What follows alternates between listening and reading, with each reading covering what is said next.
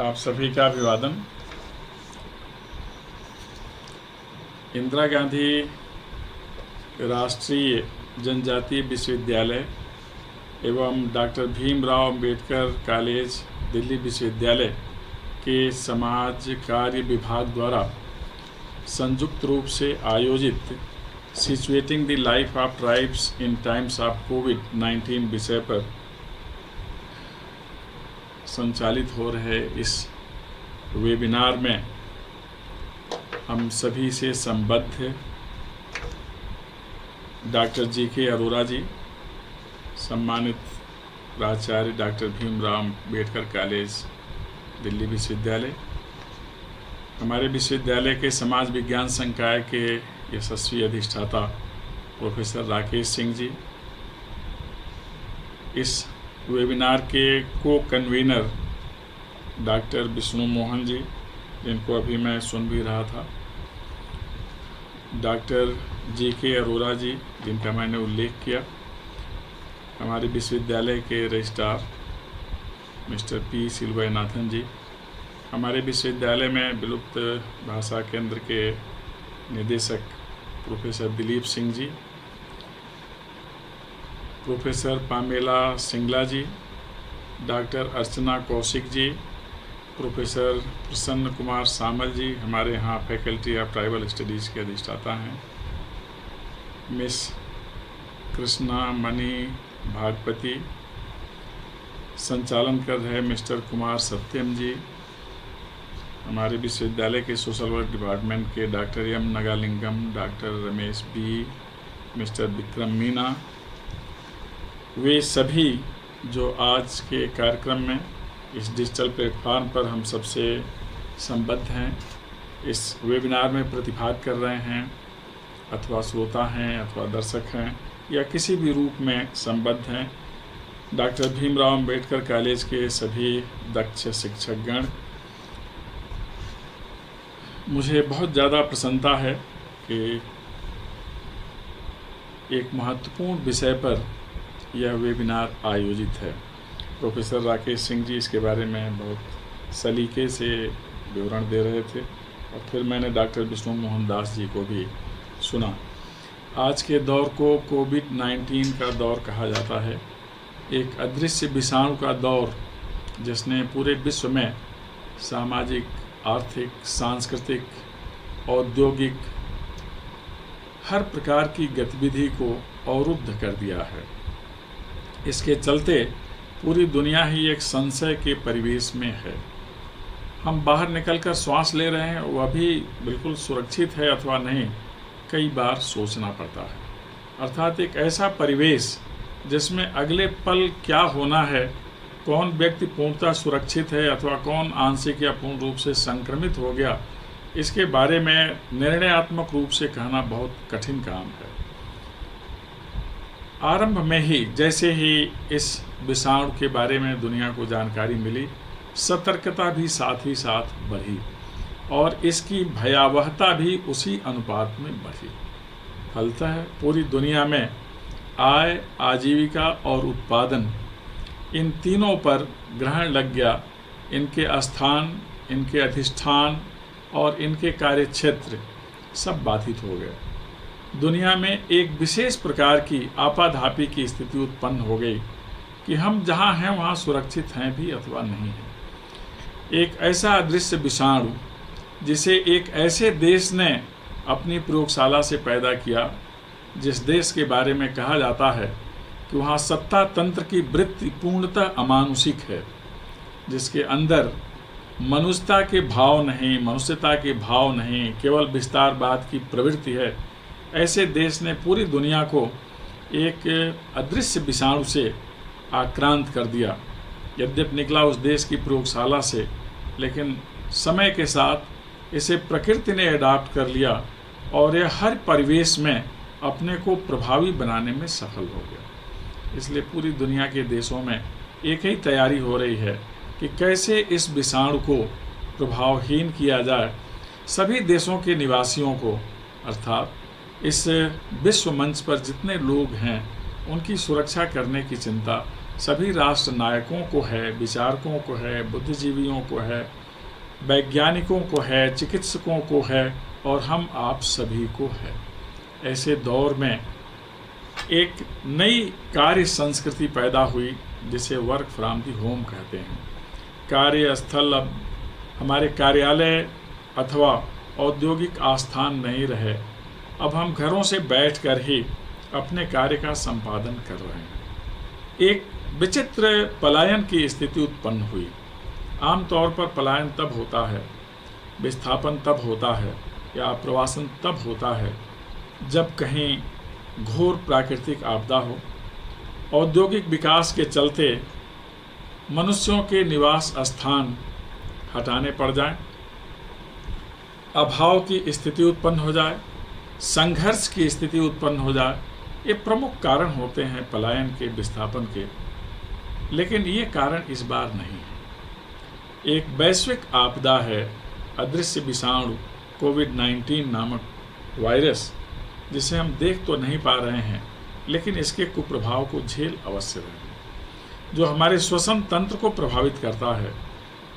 आज की यह स्थिति हो गई कि हम किसी से मिलने में संकोच कर रहे हैं और इस विषाणु के प्रभाव को निष्क्रिय करने का एक ही उपाय है कि हम सोशल डिस्टेंसिंग करें, हम मुंह पर मास्क लगाए रखें। जब भी कहीं ऐसे स्थल से आएं जहां शुद्धता की गारंटी नहीं है, शुद्ध भी हो तो सुरक्षा की गारंटी नहीं है, हम लौट करके अपना हाथ अवश्य धोएं, हम गर्म पानी पिएं, अपनी प्रतिरोधक क्षमता बढ़ाने का उपाय करें।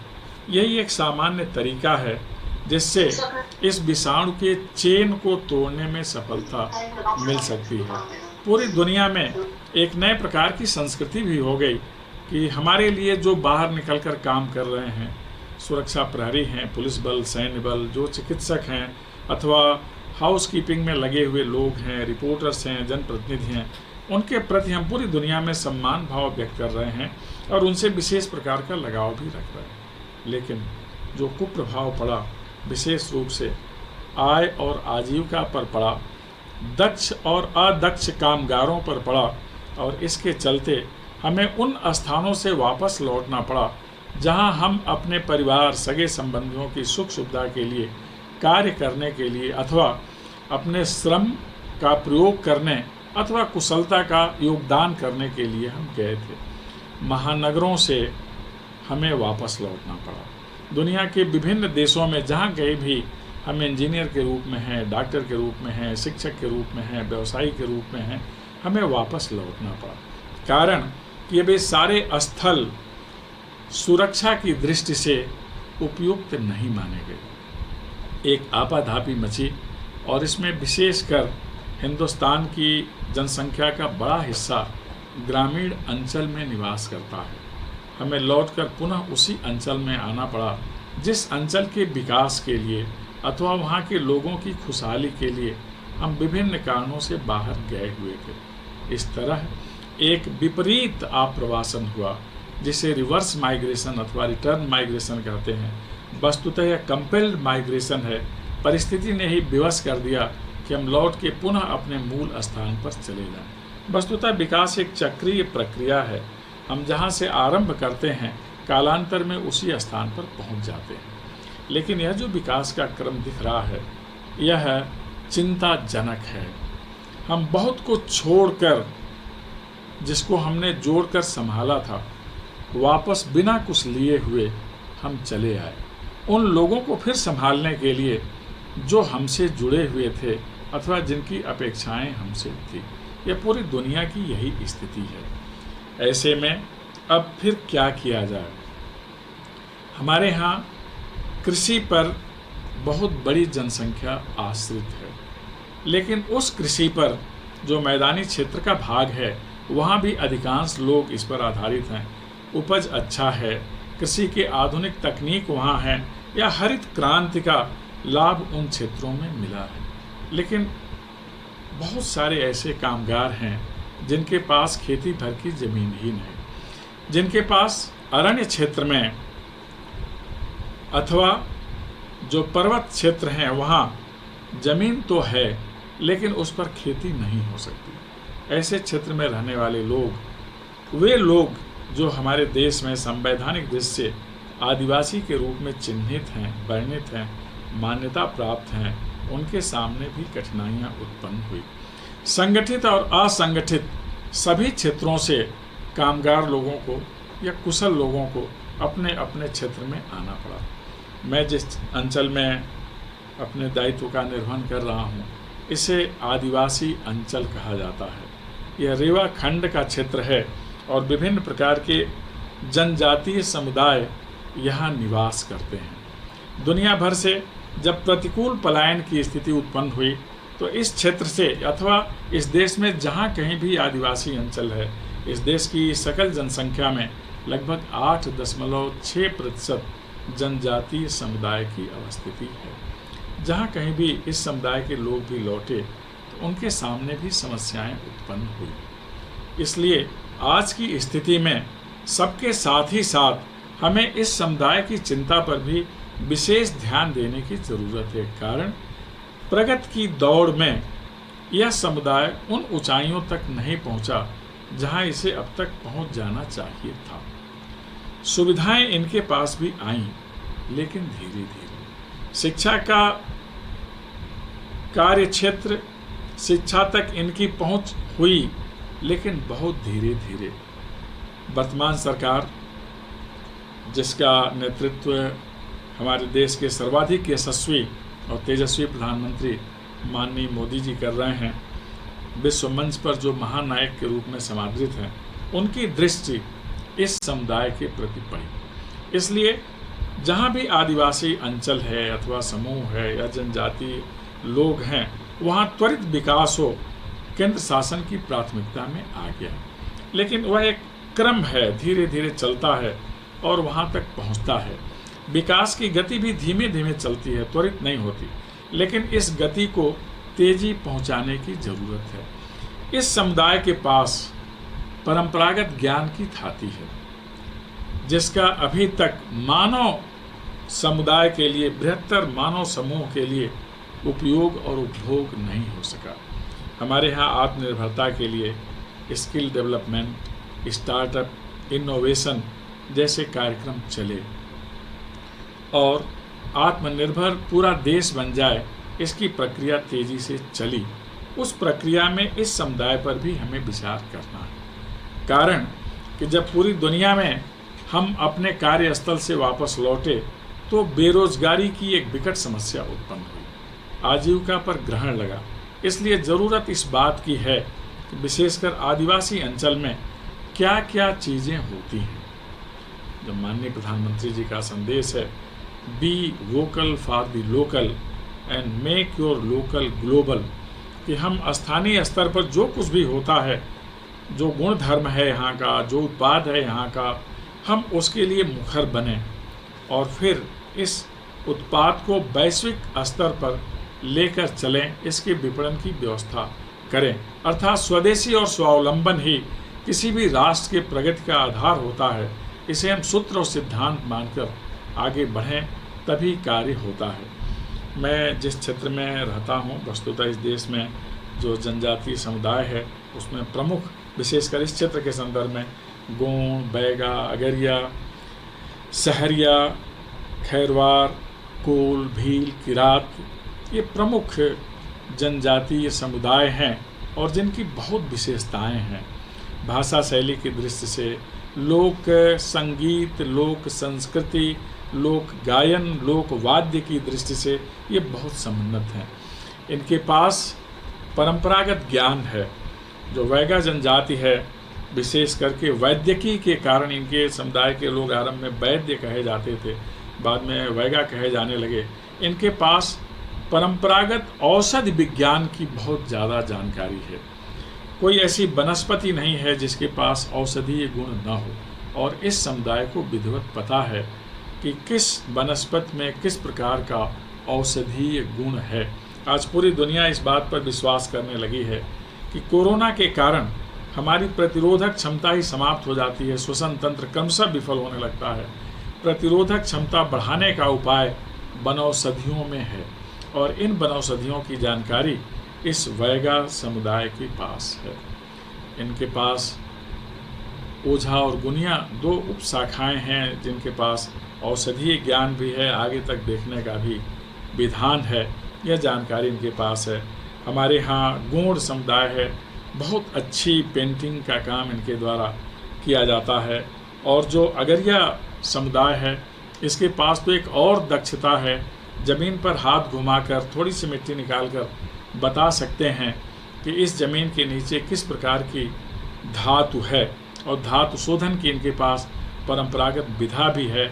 ऐसी मान्यता है कि महाभारत काल में भी इनके द्वारा बनाए गए अस्त्र शस्त्र प्रयोग किए जाते थे। ये जानकारी इनके पास है। इसी तरह से सारे आदिवासी जन समुदाय के पास विविध प्रकार के विशिष्ट ज्ञान हैं। आप लोगों ने सुना भी होगा कि महाभारत काल में भगवान शिव स्वयं किरात के रूप में अर्जुन से संवाद कर रहे थे। ये बहुत सारी उपलब्धियां इनके पास हैं। इन्हें पता है कि मौसम विज्ञान क्या है। इन्हें पता है कि किस स्थान पर थोड़े से हाथ के प्रभाव से या वहाँ थोड़ा मिट्टी को छू कर बताया जा सकता है कि नीचे शुद्ध जल का स्रोत है अथवा नहीं है। आज ज़रूरत है उनके परंपरागत ज्ञान को अधुनातन ज्ञान से मिलाने की, एक सेतु समन्वय स्थापित करने की, ताकि आज की जो आपदा है उससे मुक्ति होने में यह ज्ञान भी सहायक हो सके। मूल विषय यह है कि आज के संदर्भ में इस समुदाय के लोगों को कैसे आत्मनिर्भर बनाया जाए। बाहर से जो नौजवान अथवा हमारे भाई बहन, हमारे परिवार के लोग लौट करके आए हैं, उन्हें इसी स्थान पर जहाँ से वो निकले थे आजीविका का अवसर सुलभ कराया जाए। हमें अब ध्यान देना है कि वनोपज से क्या क्या हो सकता है। जो बड़े वृक्ष हैं उनकी पत्तियों से हम क्या बना सकते हैं, खाने का पात्र बना सकते हैं, ऊर्जा का स्रोत उनसे विकसित कर सकते हैं। यह काम हमें देखना है। मैं जिस अंचल में रहता हूँ वहाँ बहुत अच्छे किस्म की शहद होती है। हमारा विश्वविद्यालय उसकी ब्रांडिंग करता है, जिसे अमरकंटक शहद कहते हैं। दुनिया में इससे अच्छा शहद नहीं है, ये मैं दावे के साथ कह सकता हूँ, क्योंकि मुझे शहद प्रिय है। जहाँ भी जाता हूँ वहाँ शहद का ज़रूर मैं देखता हूँ, सेवन करता हूँ किस प्रकार का शहद है। दुनिया से कई जगह से मैंने शहद मंगा के प्रयोग किया है, लेकिन अमरकंटक शहद जैसा शहद दुनिया में कहीं नहीं है। अमरकंटक कोदो या अन्न की एक प्रजाति है जो इम्यूनिटी बढ़ाने में शायद सर्वाधिक उपयुक्त प्रजाति है। पोषक तत्व इसमें बहुत ज़्यादा हैं। इसकी भी ब्रांडिंग हमारा विश्वविद्यालय करता है। बहुत सारी लुप्त प्रजातियां हो गई हैं अन्न की, सांवा, तागुन, मड़ुआ। इसे पुनः कैसे हम विकसित करें और विशेष करके इस अंचल में कैसे उगाएं। व्रत के समय हम लोग बाकला की दाल खाते हैं, ये बहुत ज़्यादा इस क्षेत्र में हो सकता है, इस पर विचार करते हैं। लाख इधर होता है, रेशम होता है इस क्षेत्र में, अर्जुन के वृक्ष हैं जिनकी छाल से हम लोग हृदय रोग की औषधि तैयार करते हैं। यह सब कुछ इधर है, गिलोय है। तो हमें अब देखना है कि आदिवासी अंचल में किस प्रकार की वनौषधियाँ हैं, किस प्रकार का अन्न है जिसका हम स्थानीय स्तर पर ही उत्पादन करने के साथ विपणन करें। मृदभान बनाने की कला है, अर्थात स्थानीय स्तर पर जो हुनर है उसका हम प्रयोग करें और उससे संबंधित हम उद्योग की स्थापना करें। ज़्यादा रोज़गार औद्योगिक क्षेत्रों में मिलता है कृषि के बाद। तो ऐसे रोज़गार विकसित होंगे जब संबंधित क्षेत्र में उत्पादों के आधार पर, मानव श्रम के आधार पर हम उद्योगों की स्थापना करेंगे। ये उद्योग लघु भी हो सकते हैं, सूक्ष्म हो सकते हैं, मध्यम हो सकते हैं। इसके लिए आवश्यक है कि निवेश का प्रावधान हो। केंद्रीय सरकार और प्रांतीय सरकारें इसके लिए विशेष योगदान कर रहे हैं। स्थानीय स्तर पर ही निवेश के माध्यम से तकनीकी जो इस क्षेत्र के अनुकूल हो उसे ला करके हम कृषि क्षेत्र में भी क्रांति ला सकते हैं। नए प्रकार की औद्योगिक स्थापना में भी हम नया एक प्रयोग कर सकते हैं, जिसे नवाचार कर सकते हैं। छोटे उद्योगों में हम प्रशिक्षण दे के लोगों को रखेंगे और फिर यहाँ का उत्पाद वैश्विक धरातल पर जाए, इसकी कोशिश करेंगे तो निश्चित रूप से समृद्धि भी आएगी, खुशहाली भी आएगी, रोजगार के अवसर भी बढ़ेंगे। केंद्र सरकार की योजनाएं बहुत ज़्यादा उपयोगी हैं। सबसे ज़्यादा आवश्यक है कि जो भी विकास का क्रम चलता है उसमें सर्वाधिक महत्वपूर्ण भूमिका शिक्षा की होती है।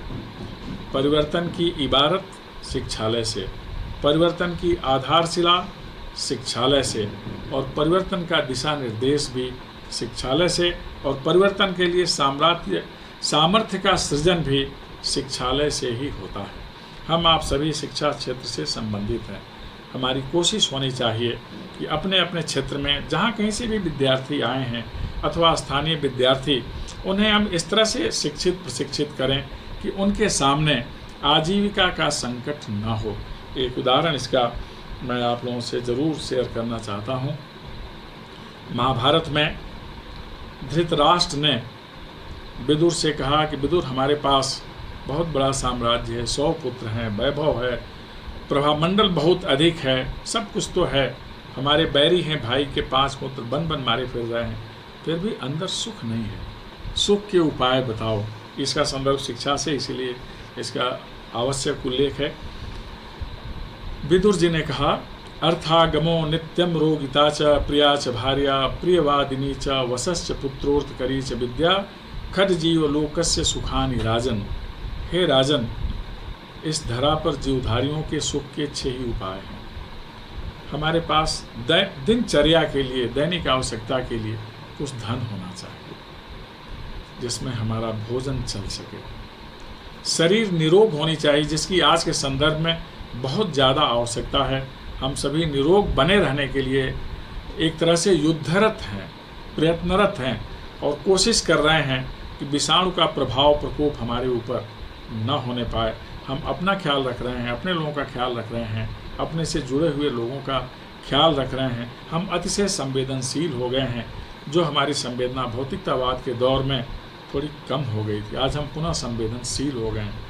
तो हमें निरोग रहने का प्रयास करना चाहिए। राम राज्य में यह स्थिति थी, हर व्यक्ति निरोग था। पुनः हमें उस दिशा में बढ़ना है। सबके पास स्वास्थ्य की समुन्नत सुविधा हो, चिकित्सालय हो, वहाँ आसानी से पहुँच हो, तो हमारा स्वास्थ्य निश्चित रूप से सही रहेगा। इसके लिए पर्यावरण भी शुद्ध होना चाहिए, नदियाँ शुद्ध रहनी चाहिए, विमल निर्मल रहनी चाहिए, वनस्पतियों का क्षरण बहुत नहीं होना चाहिए, तभी सतत विकास होगा। हम प्रकृति से उतना ही लें जितना हम अगली वाली पीढ़ी को दे जाएं। यही सतत विकास का मंतव्य होता है, तब जाकर हम स्वस्थ रहेंगे। जो हमारे साथ चलने वाला है या चलने वाली देवी हैं, सभी प्रियकर भी हों, प्रिय बोलने वाले भी हों। जो हमारी संतान हो, हमारी बात सुने, जो उसके लाभ का है, उसे आगे बढ़ना है। इसलिए माता पिता अपने बच्चों का निरंतर ध्यान रखते हैं। और आजकल माननीय मोदी जी का एक सिद्धांत है, नारा है, पढ़े बेटियां बढ़े बेटियां। हर माता पिता अपनी संतान को पढ़ाता है, कोई विभेद नहीं करता पुत्र और पुत्री में। तो हमें ध्यान रखना है, तभी संतान हमारी बात सुनेगी, अर्थात हमारी परंपरा जो सभ्यता और संस्कृति है इसे आगे लेकर चलेगी। लेकिन जो सबसे महत्वपूर्ण है, जो विदुर जी ने कहा, अर्थ करी च विद्या। विद्या ऐसी होनी चाहिए जिससे आजीविका के साधन सुलभ हों, और यह विद्या शिक्षण संस्थानों से ही निकलती है। हमें आप सबको कोशिश करना चाहिए कि हमारे जो विद्यार्थी हैं, हमारे जो अध्येता हैं, वो अपने क्षेत्र में विशिष्ट बने, वो विशिष्ट कोटि का अनुसंधान करें, शोध करें, और उनके अनुसंधान से पूरी मानवता का कल्याण हो। शिक्षण संस्थानों का एक ही मिशन होता है, enter to grow, and when you go out serve this society, serve your nation, and above all serve the humanity. जो विद्यार्थी आए शिक्षण संस्थान में, वह ज्ञानार्थ यहाँ प्रवेश करे। जब यहाँ से जाए तो समाज की सेवा करे, राष्ट्र की सेवा करे और सर्वोपरि मानवता की सेवा करे। आज हम सभी का धर्म है कि हम कुछ ऐसा करें, हम अपनी भूमिका का इस तरह निर्वहन करें, हम अपने अंदर इतना अधिक सकारात्मक भाव रखें कि हमारा राष्ट्र स्वच्छ, स्वस्थ, समर्थ, समृद्ध और सशक्त राष्ट्र बने। जो भी शासन के नियम हैं, जो भी हमारी अपेक्षाएं हैं, इन सब की पूर्ति का माध्यम ज्ञान ही होता है। आने वाली दुनिया ज्ञान की दुनिया कही जाएगी, और इस ज्ञान लोक में हिंदुस्तान को सर्वाधिक महत्वपूर्ण राष्ट्र बनाने का श्रेय शिक्षकों को है, अध्येताओं को है। आइए हम सब मिलकर के ज्ञान लोक में भारत को महानतम शक्ति बनाने में अपना योगदान करें। आप सभी ने ध्यानपूर्वक सुना। आप सबको बहुत बहुत धन्यवाद। मुझे पूरा विश्वास है कि इसमें जो विद्वान वक्ता हैं उनकी वक्तृता से यह ज्ञान का क्षेत्र भी समृद्ध होगा और जो इस वेबिनार का लक्ष्य है अवश्य पूरा होगा। एक बार पुनः आप सभी को बहुत बहुत धन्यवाद।